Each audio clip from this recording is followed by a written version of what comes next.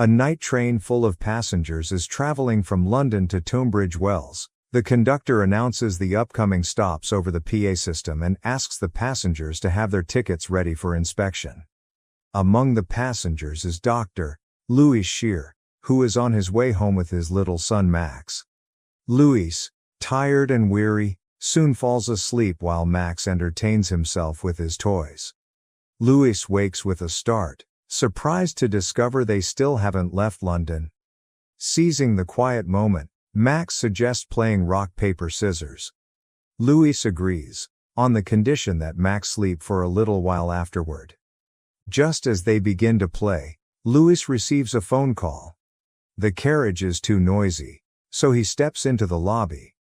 A colleague urgently informs him that there's been a serious accident and many patients are being rushed to the hospital. They need his help immediately. During the call, Louis notices a friendly-looking woman named Sarah, an event organizer, chatting with Max. As Max plays, he accidentally knocks over his coffee cup, spilling it on her coat.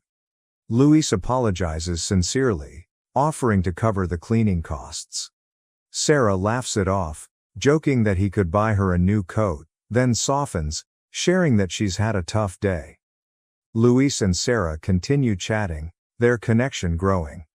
Max proudly shows Sarah his drawings, and she looks at them with genuine interest. When Sarah's friend calls, she gets distracted, while Louis browses a newspaper borrowed from another passenger. Meanwhile, Max notices a passenger named Janowski performing a magic trick with a cigarette that vanishes after a few seconds. Frightened by Janowski's intense expression, Max looks to his father for reassurance. Just then, the ticket inspector approaches, spots the cigarette, and orders Janowski to discard it. A tense conflict arises, capturing the attention of all passengers. Eventually, Janowski throws the cigarette out and admits he is traveling without a ticket. Max picks up his toy again, playing near the door. Louis warns him it's dangerous, but Max doesn't listen. Suddenly, the door swings open violently. Louis reacts just in time, grabbing Max to prevent a fall. Frightened, Louis scolds Max and snatches the toy away, insisting he stay still. After calming Max, Louis gently explains how close he came to being seriously hurt, urging more caution. The ticket inspector returns and suggests seating the child for safety. Sarah intervenes, arguing that automatic door locks would be a better solution. The conductor asks if Sarah is Max's mother. Max quickly replies that his mother is no longer alive. As the train continues, the number of passengers gradually decreases. At one stop, Louis notices a strange man wearing a helmet who briefly leaves the train, then returns to the lobby. Louis and Max nod off briefly, but are soon startled by an attack on the conductor at the next stop. Louis awakens to find they are alone in the carriage. They chat, and Sarah shares that she recently broke up with her boyfriend, with friends organizing a party to help her move on. Louis grumbles about his thankless job. Sarah then mentions the stubborn stain on her coat and, with a smile, accepts Louis's cleaning offer, slipping him her phone number. She puts on headphones, signaling a moment of calm. Suddenly, Louis wakes again at an unexpected stop. Looking out, he sees a man in a high-visibility jacket and an injured person on the tracks. As the train moves, Louis tells Sarah he will find the conductor to report the incident. In the lobby, he encounters Janowski and meets another passenger, Peter Michael, who downplays the injury, advising only to call an ambulance. Louis calls emergency services and returns with Sarah and Max. Approaching their stop, Louis asks a passenger if they have seen the conductor or ticket inspector. Lane Middleton hasn't. Sarah kisses Louis goodbye, reminding him she has his number. But the train fails to stop. Louis leaves Max and Sarah with Lane and rushes to the conductor's compartment. Receiving a call that he will be delayed, Louis uses the internal communication system to remind the conductor they missed a stop and mentions the injured person. The conductor responds coldly, asking how many passengers remain, then cuts off. Searching the conductor's belongings, Louis finds a key and tries unsuccessfully to open the rear door. Peter warns Louis he'll call the police if he causes trouble. Louis insists the conductor skip their stop.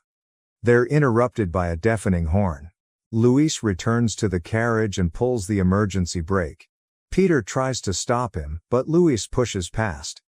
Peter activates another emergency brake, but neither works. The train accelerates. Louis, Peter, and Janowski try other brakes but to no avail. Louis suspects the man in the orange vest tampered with the brakes. Peter notices Janowski wearing a similar vest. Janowski insists he is a cleaner for the London Metro and didn't touch the brakes. He suggests the train's controller, not the conductor, release the brake pressure. The men are stunned by this. Peter calls transport police. Louis recalls the train can run in both directions, so a locomotive might be controlling brakes at the rear. Trying again to open the rear door, Louis fails. They debate going to the conductor, but Peter warns against interfering with the police investigation. Ignoring Peter, Janowski opens the door. They head to the empty conductor's cabin at the rear as the train speeds past the final station. Louis tries to find the brake but accidentally sounds the horn, alerting the controller. They try all levers, realizing they can't stop the train. Peter urges faith in the police, but Louis discovers the train runs on diesel, complicating matters. They find a manual brake wheel and slow the train from 70 to 50 miles per hour with sparks and screeches. Relief washes over the passengers. Suddenly, the controller presses the accelerator to 100 miles per hour, causing a fire. Peter tries to stop Louis and Janowski, calling their actions illegal. Louis punches him in anger. The passengers turn the brake wheel, preventing sparks from igniting the fire. They tend to Peter and Lane's injuries. Approaching a manual level crossing, they realize if police don't intervene, the train could derail hitting a vehicle. Peter repeatedly calls for help. Max senses danger.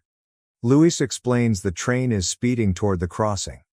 Passengers pray, but the train crashes through the crossing and continues. Police arrive too late. Lane suffers a heart attack. Louis desperately tries to resuscitate her for 10 minutes, but she doesn't survive. The passengers persuade Louis to leave the track and try again to open the engineer's door. Louis and Janowski use a fire extinguisher and axe but fail. Louis breaks the glass, climbs in, and finds the ticket inspector asphyxiated. Louis calls out to the engineer but receives no response. He sees a helmet inside. The same strange man who replaced the engineer. Louis tries to communicate by mentioning Max, but the stranger ignores him. Fueled by anger, Louis attacks the glass with the extinguisher and axe, but it's too strong. The stranger sounds the horn demanding Louis stop. Janowski urges calm and a plan. Passengers return to compartments. Peter shares a rumor of a deadly train crash 30 years ago caused by a deranged engineer. Louis believes the stranger intends to repeat this tragic ending. Sarah finds a technical manual. They have 20 minutes to the line's end. Janowski suggests starting a fire near the cabin to force the stranger out, but Peter warns this could cause a deadly derailment. Sarah interrupts, explaining the coupler between carriages. Janowski, trained as an engineer, describes the mechanism. Sarah and Janowski try decoupling by activating rear brakes, and the train stops. They plan to disconnect the carriages on a curve where the train naturally slows. Janowski ventures outside in the biting wind to decouple the coupler but struggles. Louis extends his hand just in time to save him from falling. Sarah shouts as they approach a tunnel, and Louis pulls Janowski back inside. The train stops in the tunnel. Police sandbags halted it. The tunnel's single track prevents fully opening the door. Louis worries Max might crawl through a gap, but Max begs not to be sent alone. The train resumes, with 10 minutes left. Janowski proposes detonating the coupler, but they lack explosives. Louis sets a fire extinguisher on fire, hoping for an explosion. The blast occurs, but the coupler holds. Louis tries to disconnect the carriages by hand but burns his hands. Peter helps, but falls onto the tracks. Yanofsky and Sarah use the manual brake to slow the train as Louis escapes flames from a fuel leak. Just before a powerful explosion, Louis jumps to safety. The stranger likely perishes. Yanofsky and Sarah stop the train.